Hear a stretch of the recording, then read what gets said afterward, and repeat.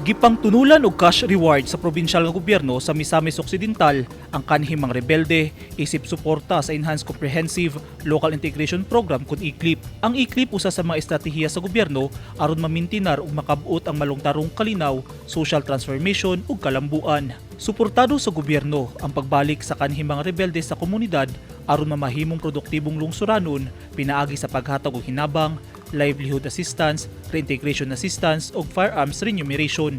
Sumala ni Governor Henry Waminal, magpuyo nga malinawon ang tanan kay usa sa nag-unang elemento aron molambo ang katilingban mao ang pagkabot sa kahusay ug kalinaw. Gawas kang Governor Waminal, mitambong sa programa ang mga opisyal sa DILG, sundalo sa 10th Infantry Battalion, 10th Infantry Battalion, mga pulis ug local officials.